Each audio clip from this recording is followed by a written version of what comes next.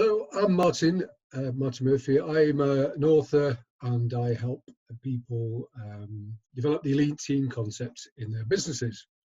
And as part of that, especially with what's going on with working from home being so prominent, I thought it was a good time to bring out this Mission Power meetings and introduce people to this idea. The idea for Mission Power meetings actually came from an incident that happened about 10 years ago when a mentor of mine asked me to attend a board meeting. And during the board meeting, I thought I was there just to observe what was going to happen. But halfway through it, this team around the board table were not able to come to any kind of conclusive decision. So it just went on and on. And my mentor pointed to me and said, "Have you got any ideas?"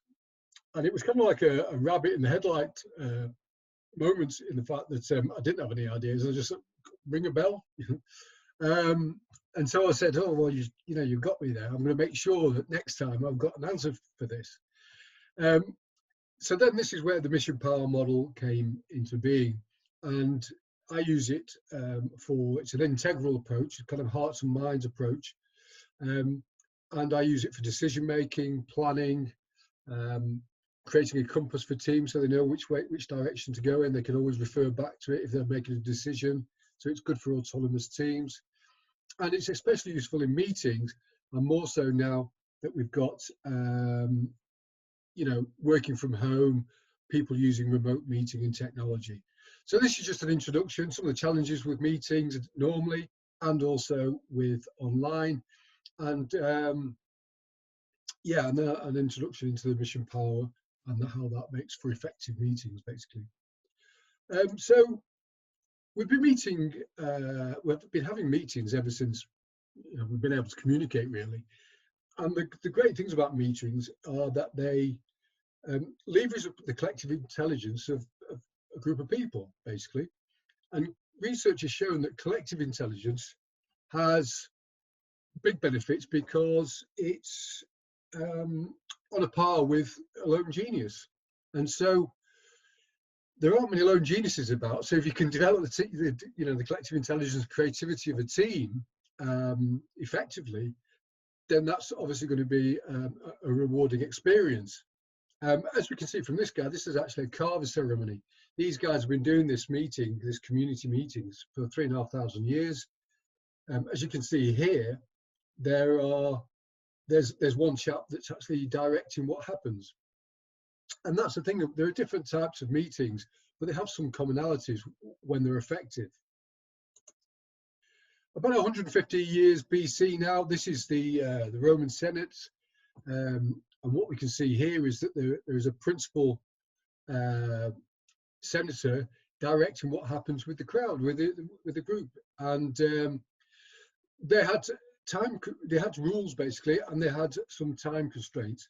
They always made sure, no matter how big the meeting, how big a subject they were meeting about, that they always came to a decision by nightfall.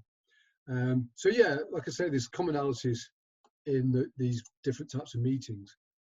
So they're a great idea, but there's some resistance points, and we'll have a look at some of these now.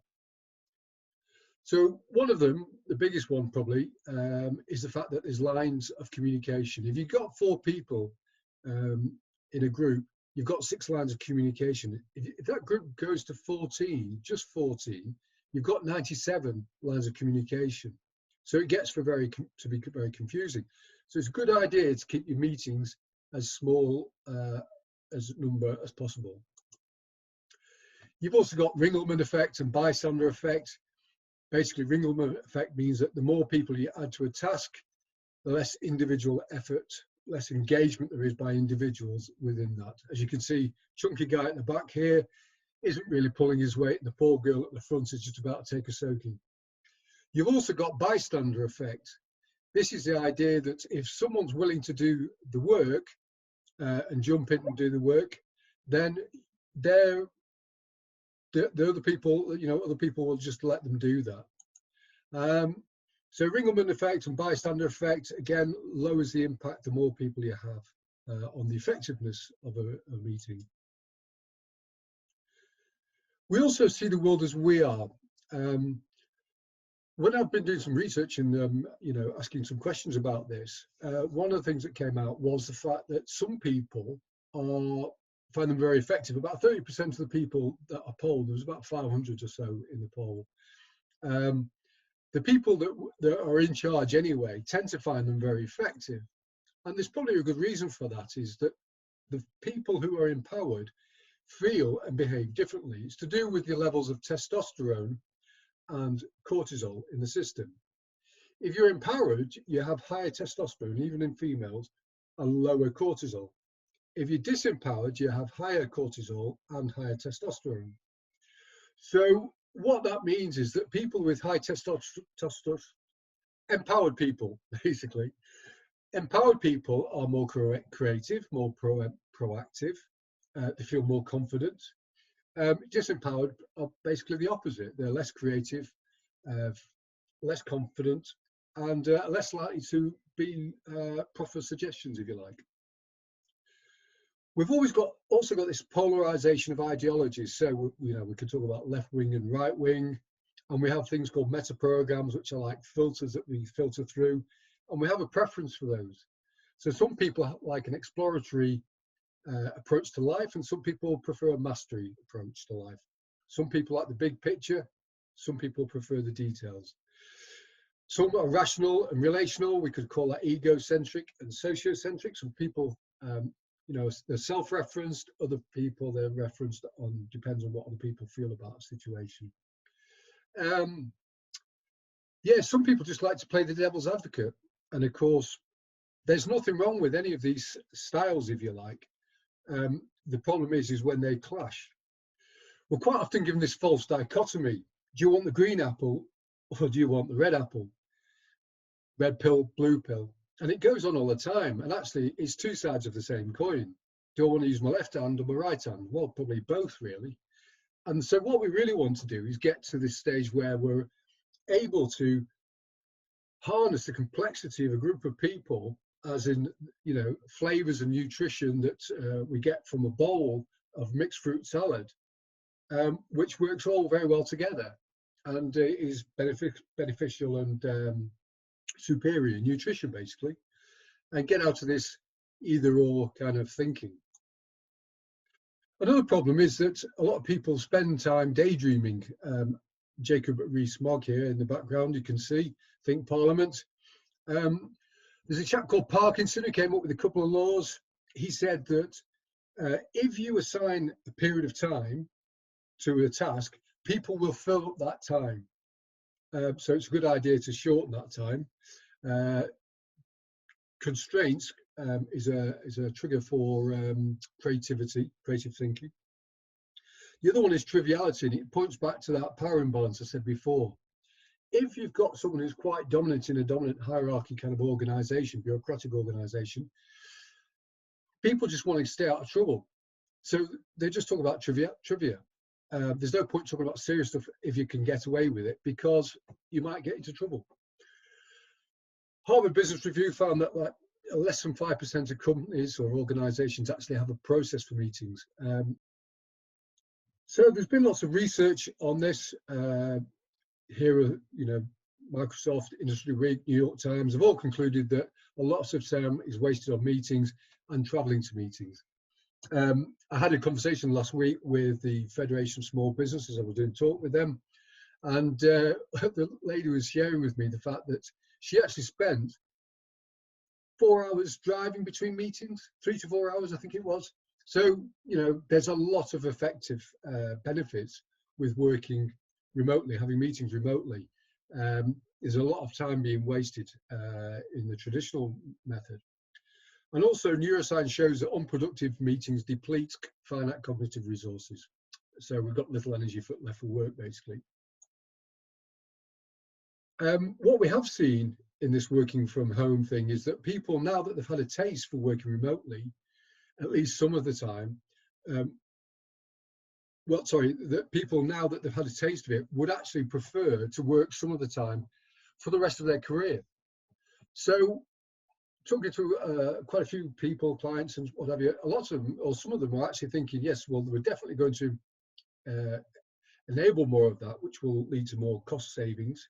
very important, depending on the climate that we're going through, the economic climate, and also the fact that some people are very happy working from home. Depends on where you are in your your own personal life cycle. Some people still, obviously younger people primarily, enjoy the social aspects of working at work, if you like. So it depends. It's very contextual on your own personal circumstances. But so it's a staggering amount of people that would actually like to do that. And if there's cost benefits, why wouldn't you want to do it?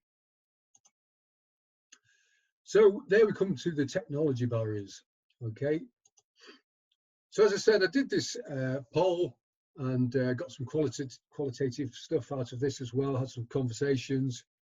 Between 30 and 60% of people said that meetings, whilst they are effective most of the time, they are tiring. And of course, that depends on how many meetings you have and that kind of thing, how many people in, and whether they're organized very well.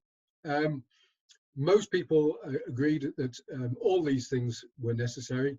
They were all these things depending on context, and that most agreed, or 30% agreed, that you need a process and facilitator. But as I say, qualitative, the people that found them effective were the empowered executives, owners of businesses, directors, managers of teams, and the people that didn't were the ones that weren't so empowered, if you like.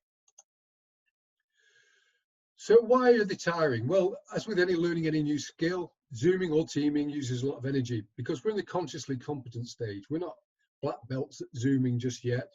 We're still learning, and any kind of conscious decision making requires about 20% of your calories. So it leaves us feeling depleted. We're also approaching online meetings very much as if they're face-to-face meetings, and they're not.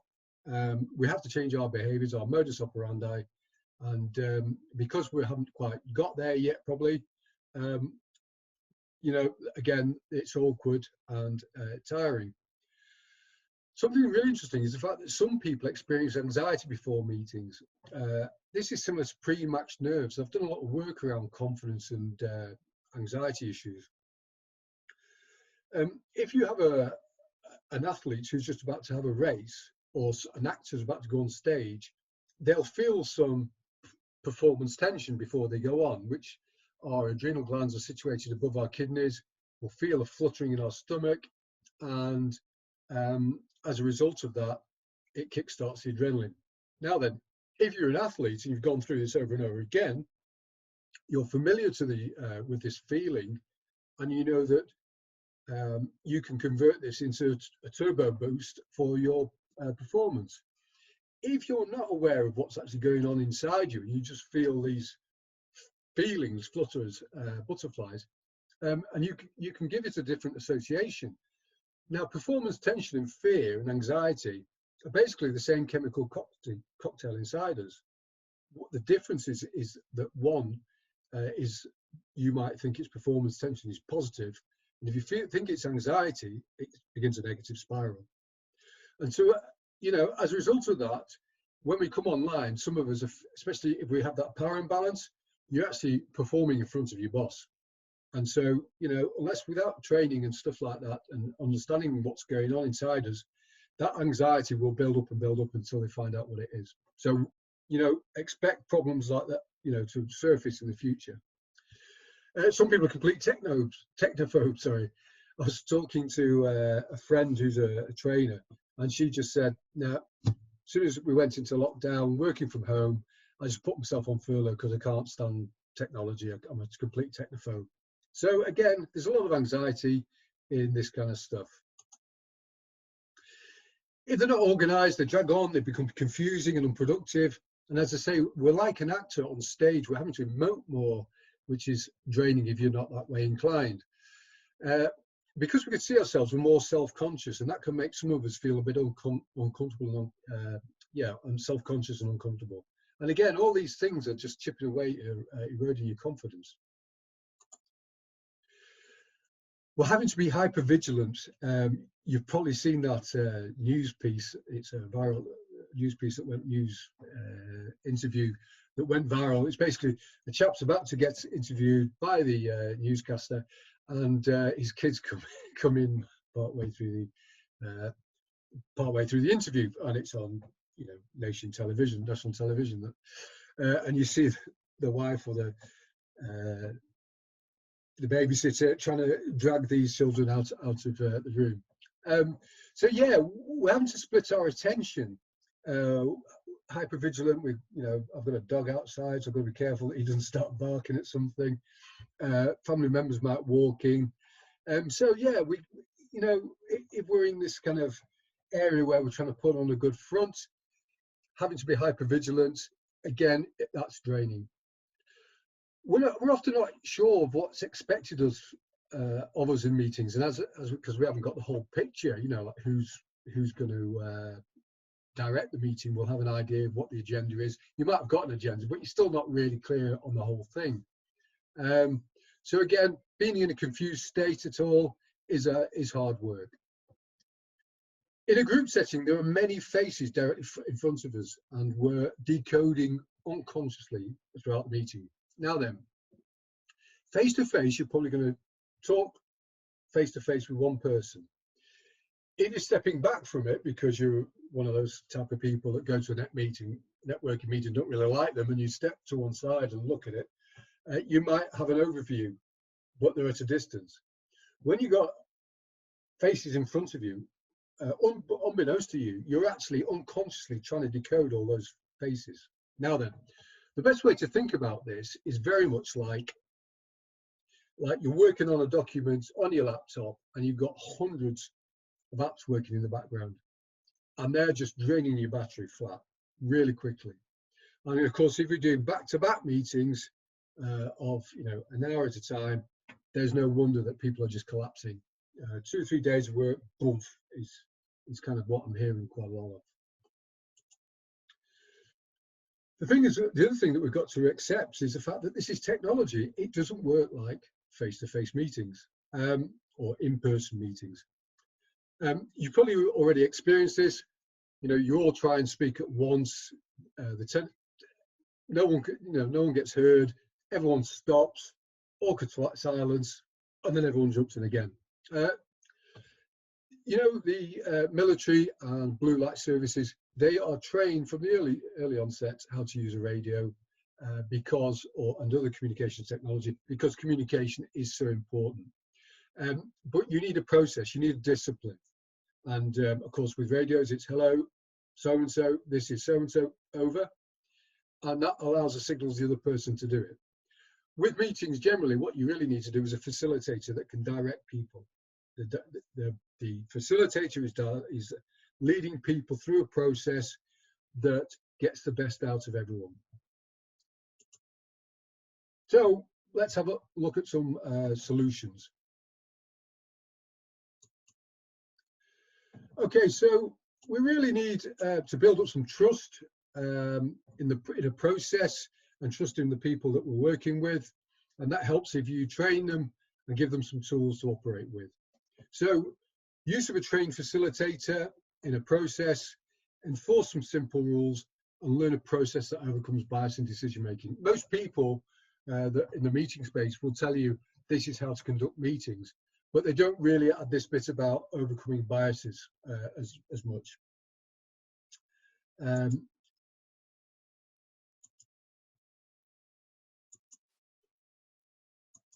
There you go. Okay, so simple rules within a group of people create synergy. If you think of a mimation of starlings or a shoal of fish, it's those simple rules that allow them to move in such a way, stunning movements by them all, and you wonder why they don't crash into each other. And it's because of these simple rules.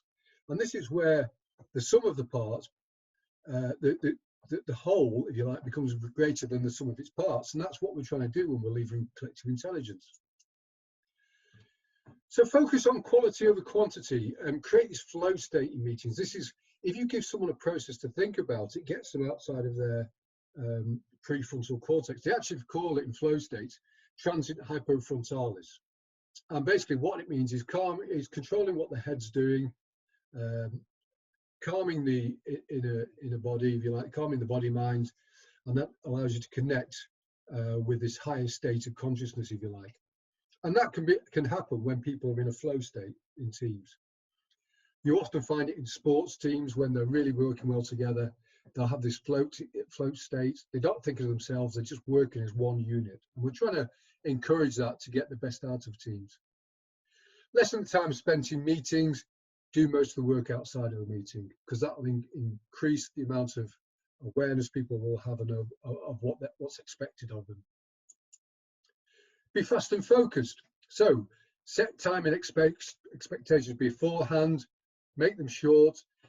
Whenever I've worked with people, board teams or teams, I promote this elite team concept, elite teams in businesses. If a meeting goes past 20, 25, 30 minutes, you're hitting the world of the zone of law of diminishing returns. It just won't get any better than that. So if you've not got to a decision, stop the meeting and go and do something else, find some more research, and then reconvene the meeting at a later date. Train the whole group in the process. So it's a good idea if I know, the facilitator knows, for instance, but it's really good for other people to know what their biases are and stuff like that, which we'll talk about in a bit. Use this idea of infinite thinking. Basically, 80% of a decision made on time is better than 100% decision made too late. Always think about the reiterative process. Make a decision. Remember, the first right answer isn't necessarily the best right answer. So we're always thinking and improving on the situation. So as I say, I developed this mission power your meetings, this mission power model. I use it for coaching. I use it for planning. Here you see it being used as a compass. This allows people to make a decision in an autonomous team. And as long as it refers back to the compass, they're not, that's an ecology check.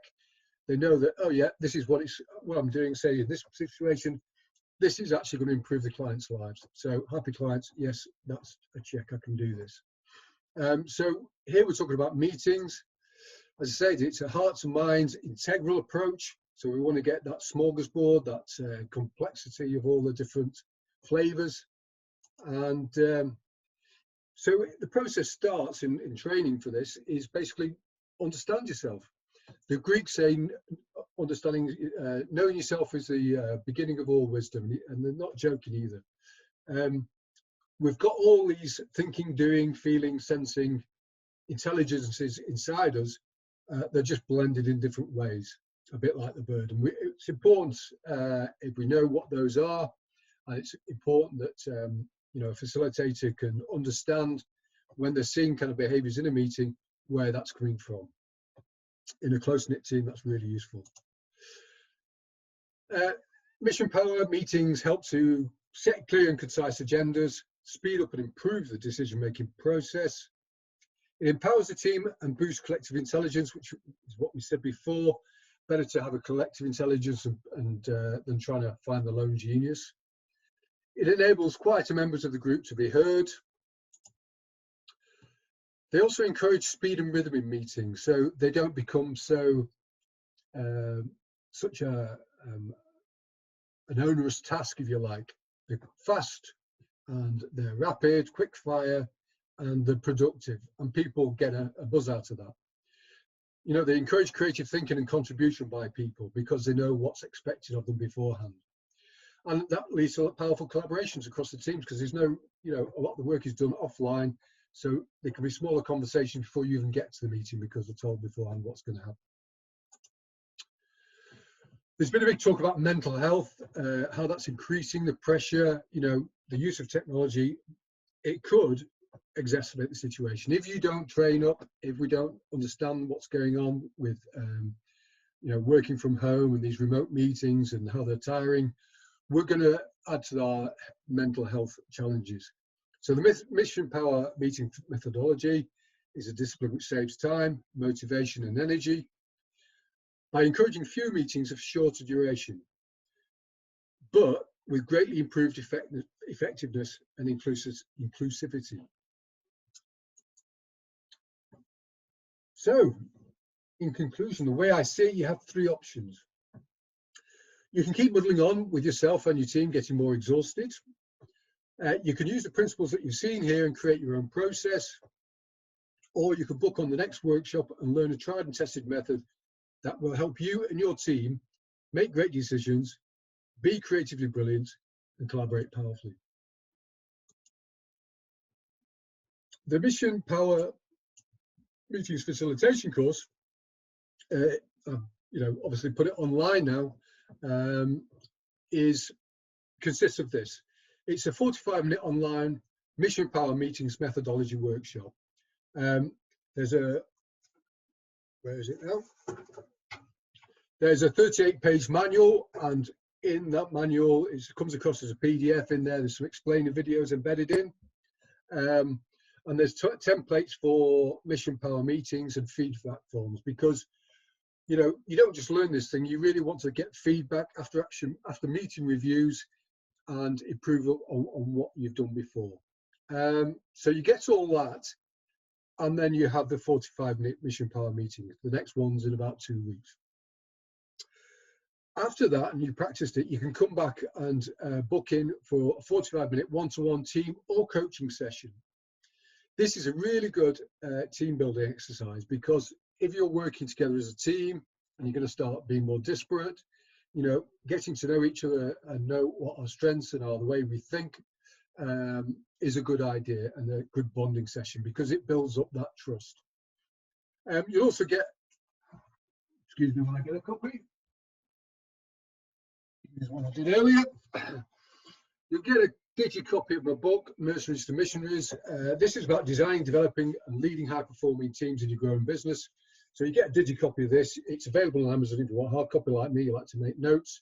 It's an aid memoir, basically, for business owners or managers or coaches or facilitators who want to understand leadership and understand powerful and fundamental key concepts of leadership in an easy way to do it, easy way to understand. As I say, it's available for team training of a maximum of 8 people. Great team building thing, and at the moment it's half price.